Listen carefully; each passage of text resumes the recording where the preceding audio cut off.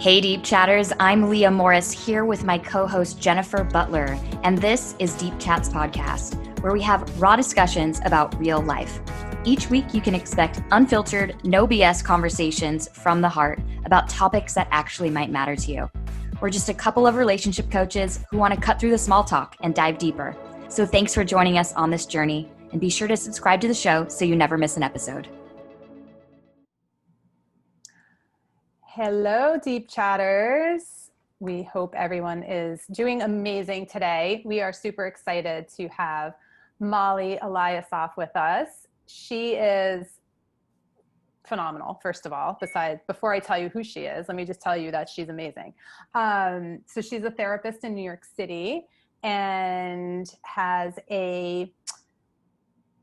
what's the word I want to use? A group of therapists under I knew I was going to mess this up. Sindesi Relationship Counseling, right? And you work with, you counsel individuals, couples, children. It's like a collective of amazing therapists. And you are expanding and growing even more into coaching and so much more. So I'm going to turn it over to you to just kind of tell us all about yourself a little bit more. And yeah, thanks for being here. For sure. I'm so excited to be here. You guys are amazing. And I love this podcast. So I'm really excited to have this like deep, authentic discussion with you guys. And you kind of nailed it. I mean, so in the last year or so, our private practice in Sindesi Relationship Counseling has started to really focus on couples. So our primary target has really been how to help couples thrive, because that ends up helping people thrive and children thrive, and it just helps everyone. So I decided that a lot of what I was seeing in the couples counseling was stuff I could boil down and teach. It was stuff that like every couple could know. They don't need therapy for, but people could argue better and communicate with more ease and get closer quicker. And so I've started to do some online coaching and have a digital course coming out, which I'm excited about, that'll allow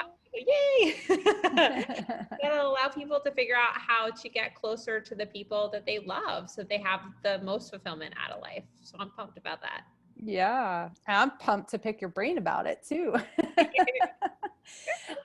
So that's what we're going to be talking about today, really, right? Is like relationships and how to really be, I guess, the most effective in whatever stage of relationship you're in. And so I think maybe we start with dating and then like just let it flow as far as we can. But I think especially now with COVID, everyone's trying to learn this new way of dating, which was already kind of difficult with online and the apps and the whole, just navigating all of that and creating connection. And now with the added layer of COVID and more like virtual dating. So I guess let's just start with that. Like, how do people even begin to create like an authentic connection and like an authentic foundation to even start from in our current circumstances? Totally. Someone just asked me about this, and I'm so excited to answer this question because I feel like there are major pros and major cons. And I think a lot of what we're focusing on are the cons, right? The obvious, we're not able to see one another, so it's harder to feel out chemistry. We're spending all this time on our phone looking for that person, which like feels like disconnected and disingenuous and really hard to figure out if there is a spark or a flame. And it's like exhausting and fatiguing. So the cons are obvious, right? But I really like to talk about the pros because I feel like it's not something we're looking at. There's this huge opportunity for singles, like now more than ever, to not have like distraction dating, right? Like there's so much ease in like getting distracted in your dating. If you met someone like at a bar or at a coffee shop and they were just attractive to you and they made you laugh, it could be a nice way to start something, but also get stuck in something. So there's like this intentionality we can have about thinking, what do we really want for our future self and from an ideal partner? So it's like a great chance to break down, like on your own self date, what do you want 10 years from now on a Saturday with this ideal partner? What does that look like? What does that feel like? What are you talking about? Where are you? And then using that to work yourself backwards to figure out, what am I really looking for? I love that. Yeah, I think it's so I'm in the online dating. Well, I'm not online dating anymore. I got a boyfriend. But I feel like when I describe that to my friends, I'm like, there's a really like, you kind of are stripping away all of the unnecessary bullshit of like the old way of dating. Like, oh, like I'm gonna go out with my friends here and we're gonna like sit at a bar and like look at all the, these other things, and we're gonna, there's all these concerts that we can go to and things like that. And it's like, no, you're literally like getting to know a person for who they are, and not only that, but like in probably their most vulnerable state. And so like even the distraction of like wearing that mask of like, oh, my life right now is doing amazing, it's like, no, like we're all kind of in the same boat. Like, how are you dealing with your stress? It's incredible. Yeah, 100%, 100%.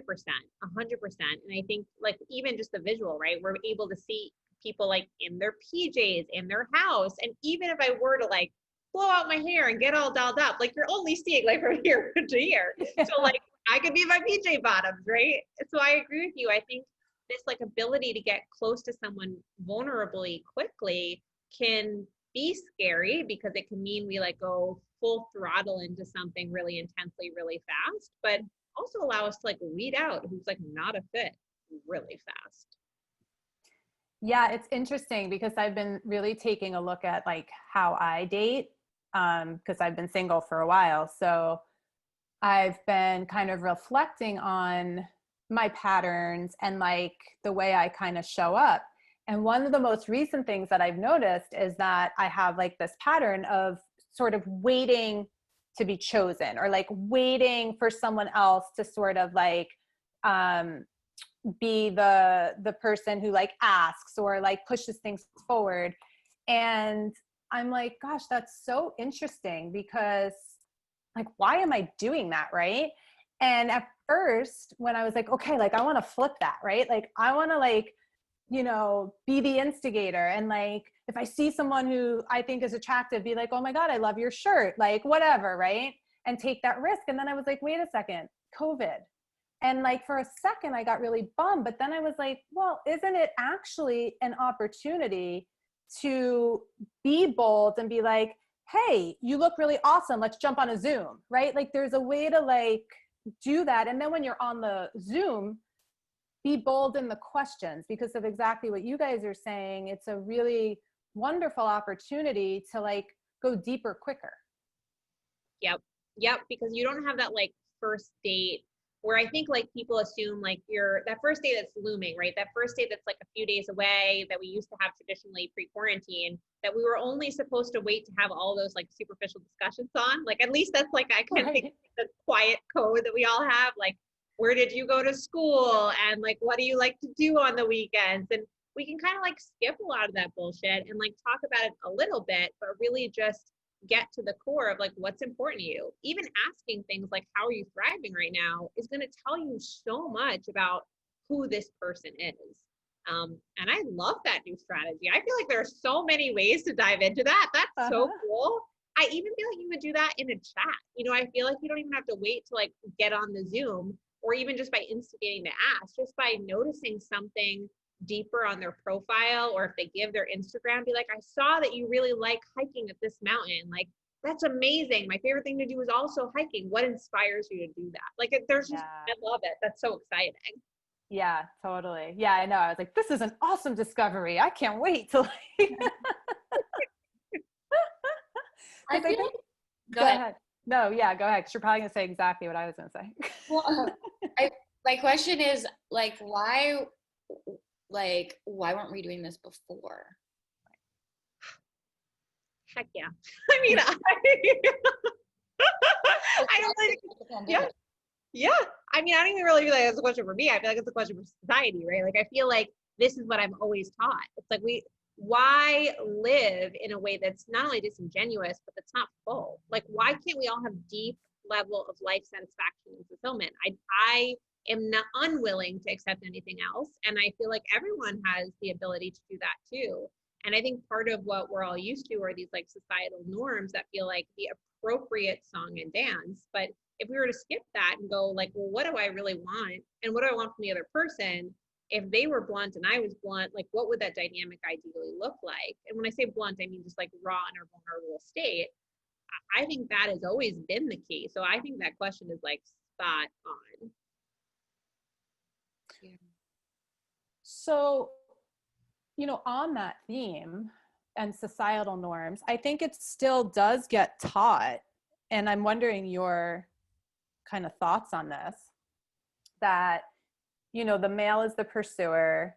And like, if a man really wants you, they'll pursue you. And there's that bit of chase and kind of goes down traditionally and even genetically, right? Like the hunter and the whole, right? All of that.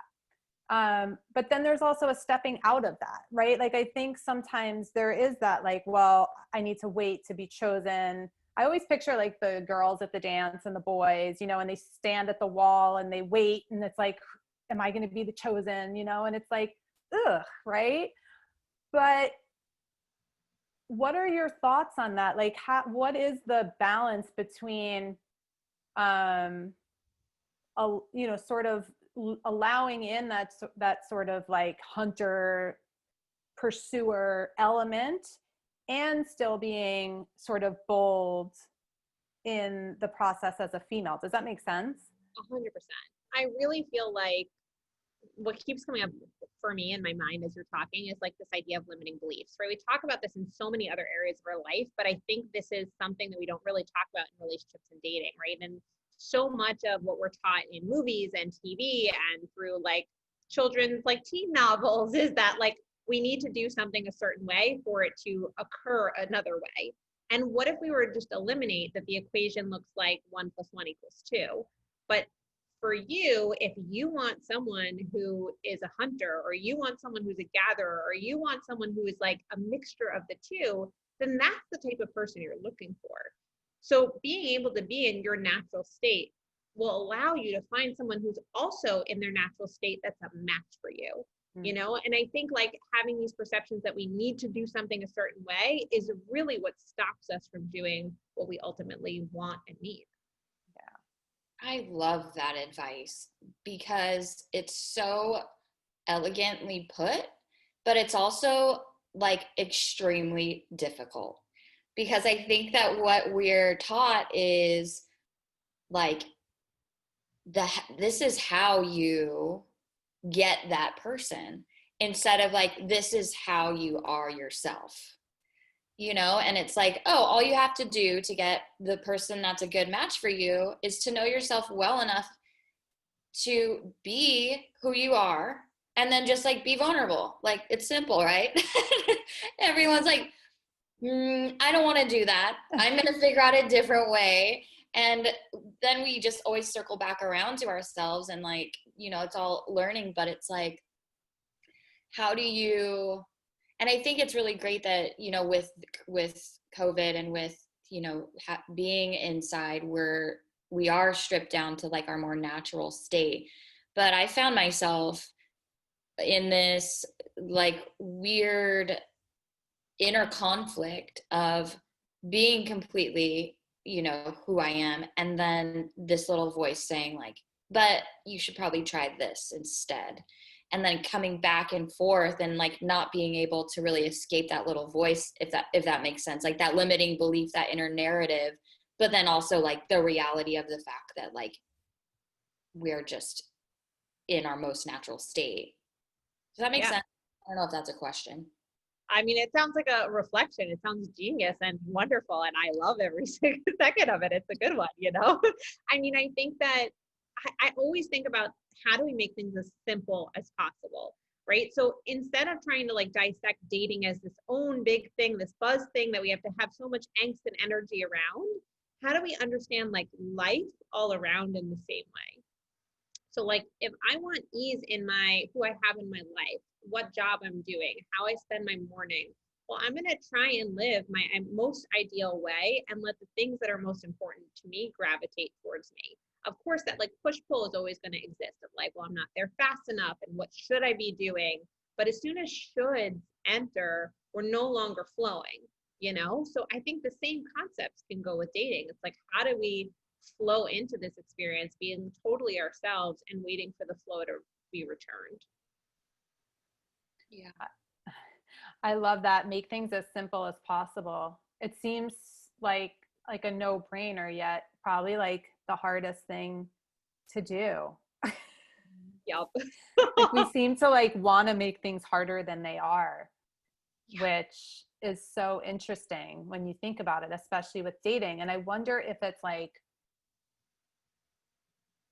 I wonder if it's almost like this brilliant mechanism that we've created internally so that we can like not get what we want. Do you know what I mean? Like, is it Marianne Williamson who's like, we're not afraid of our dark, it's our light that we're afraid of, not our darkness. And it's like, I think what I notice is sometimes it's not the failure that we're afraid of, or not like the things falling apart that we're afraid of. It's like getting our dream, like getting what we want, getting the love we want, like actually succeeding and like bringing that in and creating that can sometimes be scarier. Yeah, 1,000%, you know, and I think to Leah's point earlier, it's like, well, it requires a ton of vulnerability, like to really boil down, like, who are we? Like, what is essential to us? And what does it look like to really have this dream life? Like, what would that feel like if I were to embody it? That's nerve-wracking. Yeah. Also, like, extremely liberating and exciting. Yeah. I think the key word is like that feeling, like how would it feel like for me to embody that? And because I feel like that's what I've been coming back to, because as you can tell, I'm very much here. I'm like, but what about this? And what about this? And I think we, you know, most people can relate to that, like, especially when we're talking to somebody in front, like with a screen, that like somatic experience of like that chemistry is harder to feel in the body. And so what I've been finding myself coming back to is when I'm up here in my head, coming back to like, how does this feel in my nervous system? Like, and I think that there's, you know, steps before that I think, Mollie, you help people find is like, what is my ideal life? How does that actually feel to embody it? Getting really familiar with that feeling before putting yourself in these situations so that you can attune, like, am I feeling how I ideally would want to be feeling? And like, where's the comparison there?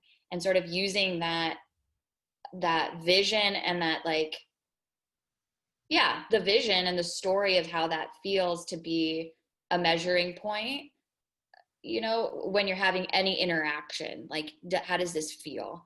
I think is really important because, like I said, it can get really cerebral real quick. Yeah. And I think like for the ladies out there, well, I guess it's not just for the ladies, but like I was thinking about the imagery of me like dress shopping, right? I was thinking about me like literally trying on different dresses, and you can go through dress shopping and be like, okay, this is the cost, this is the label, like what is a priority to me on the like external, or this is the event and this is what everyone else tends toward that event, therefore it must be. And there's a real difference in like getting in the dressing room, like literally getting raw and undressed, and then putting something on your body and not just sensing like what did the price tag say, but like, how do I feel in this? Like, do I feel like my ideal self, the way I want to carry myself, the way I want to walk in the room? Is that reflecting this, or is this just fine? Right? And if we feel fine about our relationships or the people we have in our life or the things in our life, well, like life's just gonna feel fine, you know? So I'm all about finding that feeling, that like gut of full satisfaction.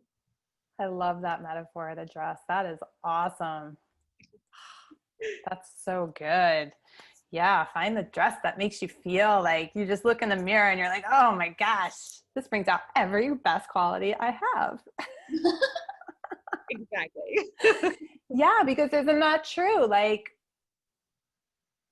yeah, like why wouldn't we want to be, well, and I think it comes down to that is that I think being in that cerebral place, although it's uncomfortable, I think it's just safer, you know, like we said before. And so I guess that's a question. Like, so do you do work getting people into their bodies so they even know how they feel? Because even like on the other side of working with clients when they're exiting a relationship, usually the first thing I hear is like, you know, I knew now that I look back, I knew, right? I had this feeling in my chest, or I had this feeling in my body, but we get so disconnected from that we don't listen to it or really like give it the weight that it deserves, because everything happens in our body first if we could really tune in there.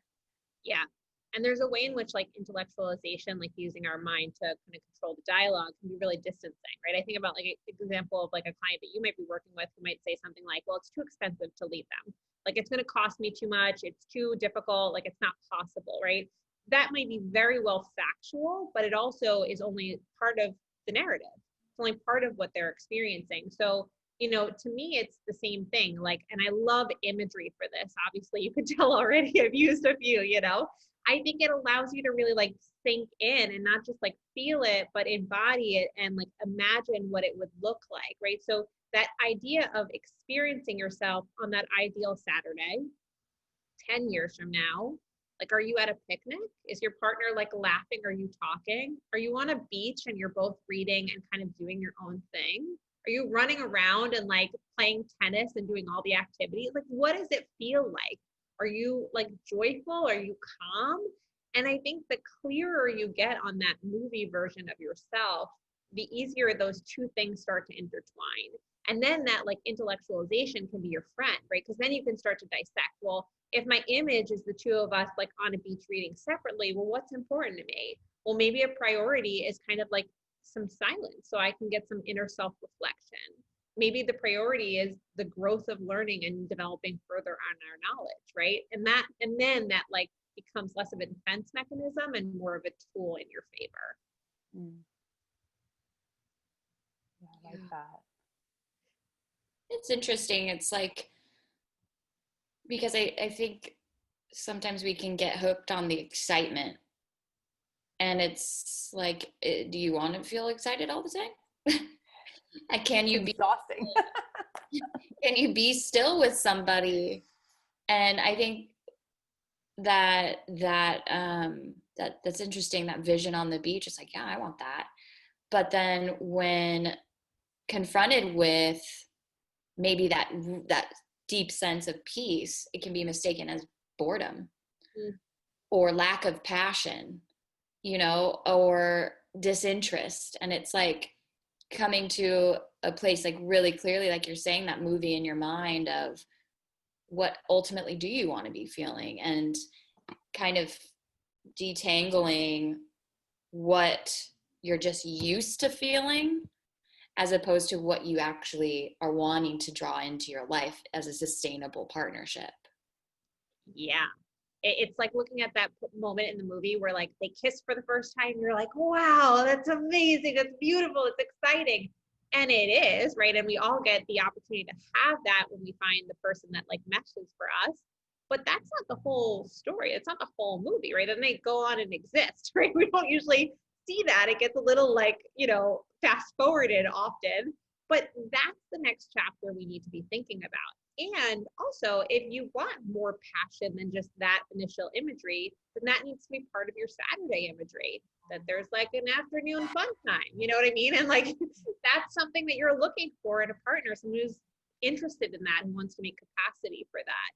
And that's okay. That's just your needs. And then you'd be getting clearer about what you want ultimately. What do you think is the biggest obstacle for people like getting that clarity first? Because I think like before the dating, because so we went to like, let's go to the root of like, okay, let's start dating, but like even at a deeper root, like what needs to take place before that? What is like the biggest obstacle that you found that prevents people from like getting that initial foundation built for themselves?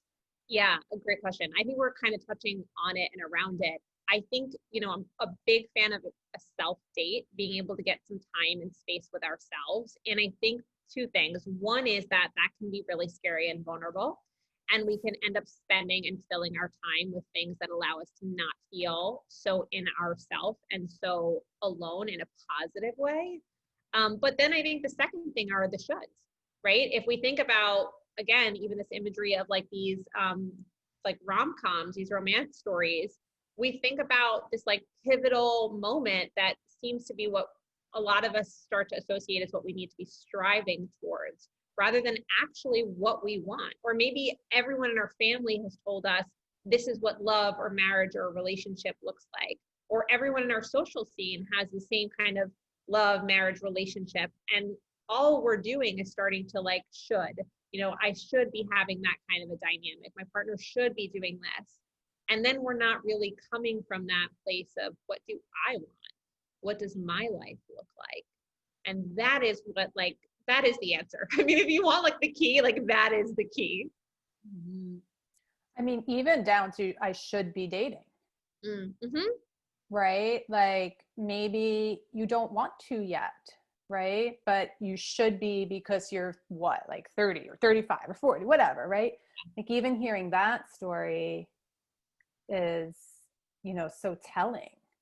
Yeah. Right. And then dating from that place, where is that going to land? Yeah. So I'm trying to remember. Let's see if I can. I'll give you most of it. I have a four-part formula that I usually give. And I'll see if I can remember all 4 parts. So if you're struggling with this concept, if you're like, I get this theoretically, but I don't know how to sink into it, I come up with like 4 columns in A, B, C, and D. So we'll see how many come up for me. If not, I'll send it to you in an email and you can share it there later.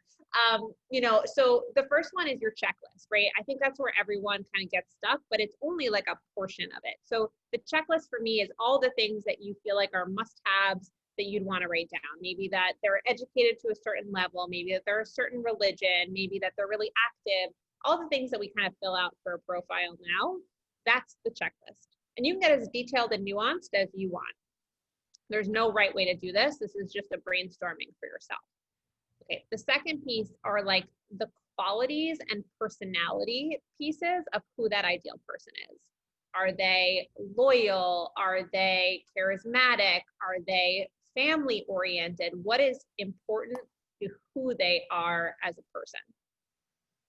Okay, number 3 or C is how do they make you feel? What's the literal chemistry like when you're near them? Physiologically and emotionally. What's the spark? Is it there? Okay, and like D, I think trips everyone up. So I love D. D is like the compatibility of readiness. So like, are they really on the same page about wanting what you want? Because you can have A, B, and C and not D, and it's not going to work, right? Because they're not ready. They're not at the same timing as you are. So all 4 of those components, like to me, need to be synced up for it to be a really successful fit and match. That's so true. That's so, like, especially that last part, I was like, yeah, oh, I know, me too. Oh, that one really hurts. Yeah. I wish there was like on dating apps like a scale of like how ready are you on a scale of 1 to 10 for welcoming these like a relationship into your life, rather than like what are you looking for? It's like how ready are you for what you're looking for? Yeah. Yeah, and I think, we're talking about like what holds people back. I think another thing is like asking about these things, right? I think we're like taught also not to say or to wait and watch. And I'm not saying that there isn't an element. We don't, when I say this, people are like, oh, are you that kind of person who goes on the date or like, this is the checklist, you have it, you don't? Like, no, absolutely not, right? But there's an intentionality where you can have like a deeper bond with someone in the questions. Maybe it's not on the first date, or maybe it is. Like, what do you really want out of your life? It's not exactly saying, what do you want with me? But you can start to get a sense of like, where's your focus right now? What's meaningful for you in this dating process? And if they say something like, well, casually connecting or like going for walks or having someone to spend time with, okay, like maybe they're interested in more, but also maybe that's a signal there's like more casual desire to it. Mm-hmm. How do you say that you're looking for something not casual without being like, I want to get married and I want to have kids, I want to have a family, like, you know what I mean? I feel like a lot of my friends are in that space of like, these are things that 100% they want, and like, rightfully so, but like, how do you communicate that? Yeah. I mean, in a way that's less checklisty. Yeah. So two things, like one, to go back to what we were saying earlier, it's like, the more you can just show up as you, the more you're going to attract someone who appreciates that and who is compatible with that. So if you're someone who leads all of your life with like, hey, I'm showing up, here's my checklist. You know, when you check in for the hotel, you're like one of those people who's like, I need the air conditioning at this level and I need a maid coming at this time at this right? If that's you, then like, I would say be you. Like, do that and you're going to find someone who gets that or likes that. Like, there are a lot of people out there who are like, I feel lost and I want a partner who grounds me and who's organized and I don't want to think about that stuff. So when someone else shows up for them like that, they're like, whoa, hi. Like, this is great, right? And so again, I think there's like this limiting belief that like, if I am like this, then I will be perceived like that. Well, no, you want to find someone who gets you and sees that as a positive rather than a negative. So that's like part A. But part B to this is like, I think it's untangling the anxiety and where you're coming from when you say it, right? So if you're like sitting down at that date or on the Zoom on that date and you give the checklist because you're nervous it's not going to happen in your life, that's the energy you're asking with. You know, it's really important that we come from a place of groundedness. But if you've been in business or you're a business person, you know, you might think about this in parallel to like hiring a contractor for a job, like an independent contractor for a task, right? You don't want to like berate them with a bunch of questions, but you know who you are and how you work and the kind of person you need to work well and cohesively with. So approaching them as you rather than just watching their style is going to be a better match and better suited. But you don't want to make them feel attacked right away either, right? So that's kind of the fine balance that I come back to. It's almost like showing up from your strength instead of your insecurity. Yes, hell yes. And like doing that work before, like if you're going to do any work before going on a date, rather than it being like primping and all that stuff, which of course is fun, but like really like getting into who you are and like, I don't know, any insecurities that are coming up, really like taking the time to self-soothe and, you know, do what you need to do to like really just be you. Yeah, exactly. And really imagine the you, I think, in that 10 years from now. And like, are you feeling that on the date? Are you already experiencing that feeling that you wanted to feel in your own body of being relaxed or laughing or in a sense of joy? And can you sync up with that, not just during the date, but like you said, before the date? Mm-hmm. Yeah. I love that.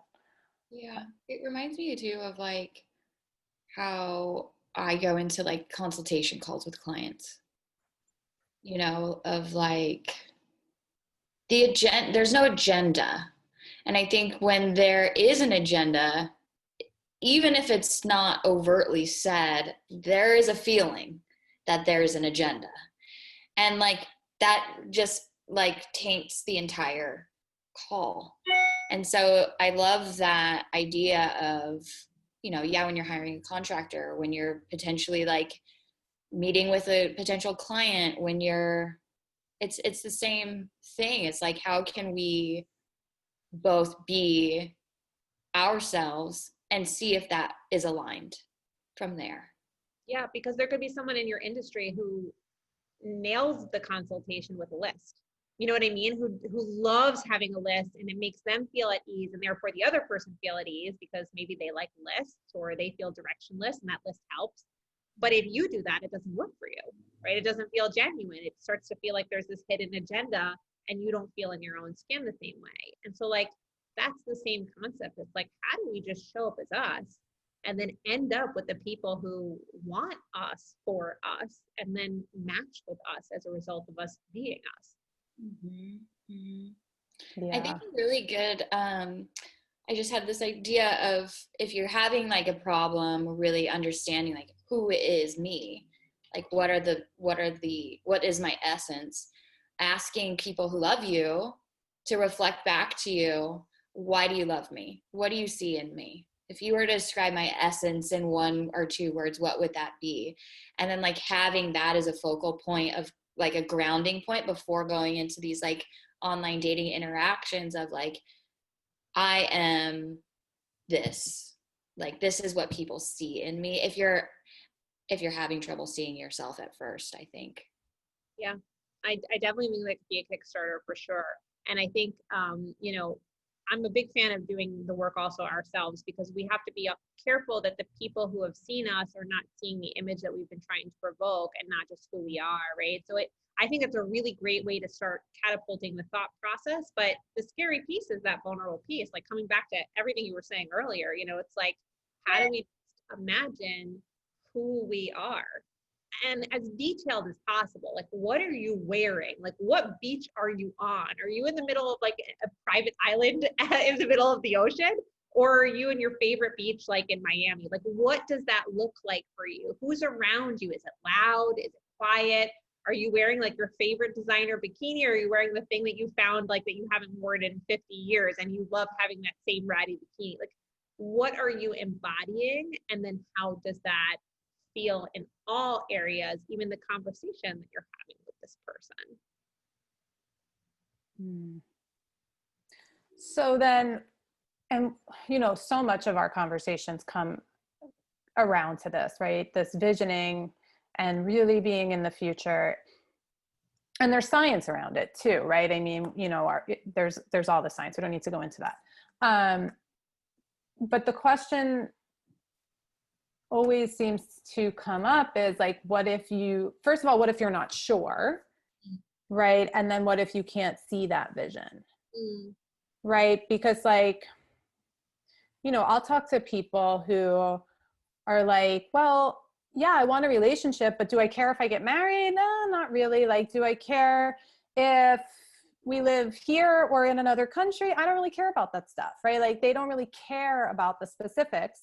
They just know that they want to be with somebody, right? Or, and so then it's like, you hear this feedback, like, well, make sure you're very detailed and you have this clear vision, but they're not really like. Yeah. So when I hear that, I call bullshit. Like, I really do. And hopefully I'm cursing, that's okay. Yeah.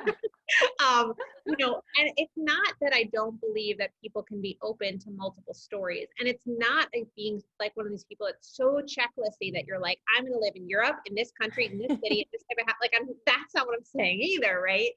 And there can be an ebb and flow as your identity shifts and as you grow, the vision can change.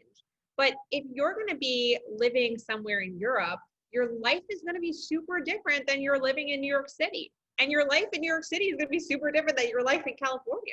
What lifestyle feels like, what your day is inclusive of, if it's just you and your partner, if it's you and your partner and children, if it's you and multiple partners, like, you have to think, like, what relationships am I then juggling? What is my daily experience from getting out of bed to going to bed look like? And so if you get caught up in these questions where you don't know, I would recommend clarifying everything else. Because most of the time, if I were to survey you guys and be like, here are 3 types of vacations you can have. You can go on a fishing vacation outside of Alaska on a boat, like with a bunch of fishermen. You can go on a vacation where you're on a Fiji island and you're like by yourself and there's no one around. You can go on a vacation where you're like in Miami and you're like on the scene. What is your preference? And maybe none of those are preferences, but my guess is you had a strong gut reaction either to one of them or all of them. And you're like, I don't want any of those things, And so that's what I'm talking about. And you can even do that in this exercise. You can imagine, okay, if I were to be that self who lives in a European city, if I were to be that self, in the States with a partner versus with a partner who's married, do I have a gut reaction of something that's different? And if you don't, move on to the next thing and say, I'm going to keep reevaluating this until I get more clarity. Clarity is that key factor in it all that we like to skip over because it's the hard work. 100%. And you can do this while you're dating too. You can try dating different people to go, I think I want someone who's really career oriented. I think I want someone really family oriented. And you can start to take stock of like, what does feel most meaningful to you? But, what I always recommend is to try and do this on your own as much as possible. And you don't have to wait to date, but just have these conversations with yourself, because if you start just trying on the person as the way to try on the lifestyle, you may get caught up in your emotions for this person and then not with the lifestyle, and then it sucks for them and it sucks for you. Yeah. You know, so taking the time to do this is like really essential, I think.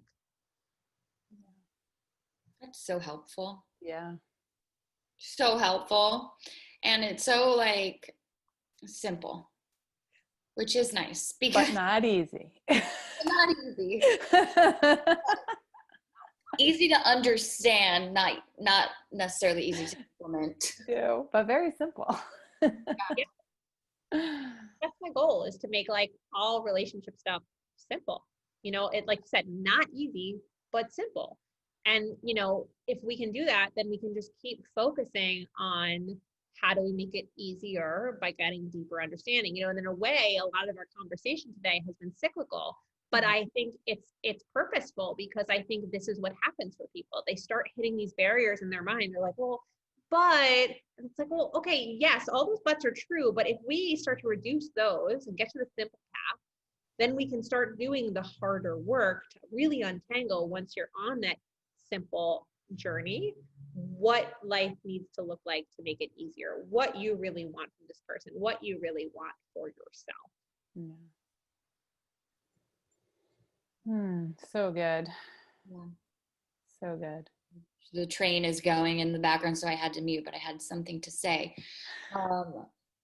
Yes, I loved how this conversation went, like, well, what about this? And what about this? And like, even my comment of like, well, how do you say it how do you say you want a relationship in a way that doesn't, and it all, you know, every time you were like, be you, be you, be you, be you. And I love that as the main message behind all of this. It's like, yes, we're dating in a time where things are seemingly more difficult, but the answer is still very simple.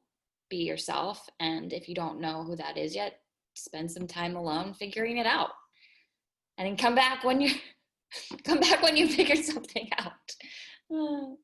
Yeah, because like I think one of the worst things that could happen is you don't show up as yourself, and you spend quality time and energy and emotional time and physical time with a future partner, and you invest all this, you know, maybe even years, maybe you get married, and then you realize you're not you, or you're not happy because you're not fully being you, and then you're not really with the right person. So why not like reduce all of that headache and heartache and kind of like time not feeling in your own skin and being yourself, and take the time now, even though it's uncomfortable, scary, and anxiety producing. Yeah. Love that. Yeah. Beautiful. So where can people find you, Mollie? For sure. The best place to reach me right now is Instagram. So you can find me at my name, MollieElias, like Sam, OF like Frank, or you can just search NYC relationship expert, and then you can find me, friend me, DM me. I'm always game to like get questions and then answer them, make people's lives easier. That's awesome. And then I'd love to ask this question. If you were to leave our listeners with one, like, you know, gem of wisdom, what would that be? Yeah. Be able to tune in and tap into yourself always. In this context and in all, you know what's best for you. No one else has to live your life, not your best friend, not me, not your, you know, neighbor or your parent. You are the only one who has to sleep in the same bed as the person that you choose, wake up, do the job that you choose. Just get in sync with that and live only by that. Love that. I love that too. Thank you so much for being on Deep Chats today, Mollie. I feel like we dove right in there. Yeah. Very natural, very great. Yeah, and then to all of our listeners out there, you know, it's a jungle, and we're all sort of in the same boat. But yeah, I love what you said, Mollie. Just tuning in, feeling into, you know, what is it that I need to be able to feel whatever I need to be feeling. Beautiful. So until next time, Deep Chatters, Mollie, thanks again. And Thank we will see you you all next time.